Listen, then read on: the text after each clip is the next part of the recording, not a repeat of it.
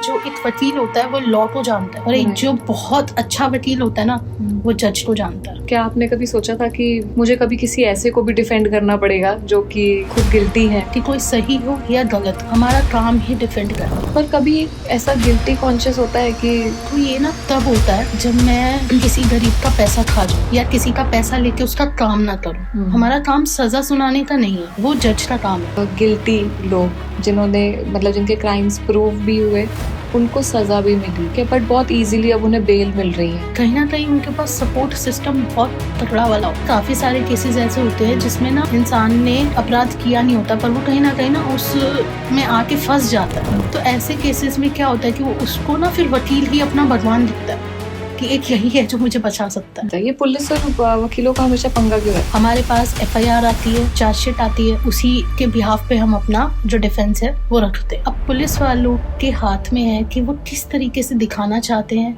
आजकल रिश्वत चल रही है हर जगह और वकीलों का काम ही लड़ना होता है। और शायद यही एक रीजन है जिसकी वजह से केसेस जल्दी खत्म नहीं होते हमारे। बहुत सारे करोड़ों केसेस पेंडिंग है। एक रियलिटी तो ये है कि विमेन सेफ नहीं है। एक इसका दूसरा पहलू भी है कि बहुत सारे मेल्स ने सुसाइड किया इस चक्कर में क्योंकि उनके ऊपर फॉल्स एलिगेशंस थे। जो जज होता है ना उसको पता चल जाता है कि सिनेरियो क्या है। मोस्ट ऑफ द केसेस ऐसे आते ही आ रहे हैं जिसमें एलिमनी की डिमांड रखते हैं और फिर जाके अपना कहीं और घर बसा लेते हैं। क्या इंस्पिरेशन थी एक लिटिगेशन में जाने के पीछे? जो जर्नी है वो बहुत ही ज़्यादा डिफिकल्ट रही है और हमेशा मुझे याद रहेगी क्योंकि इसमें बहुत सारा ऐसा स्ट्रगल हुआ जो सिर्फ मैं जानती हूँ कि प्रोफेशन सेफ नहीं है लड़कियों के लिए।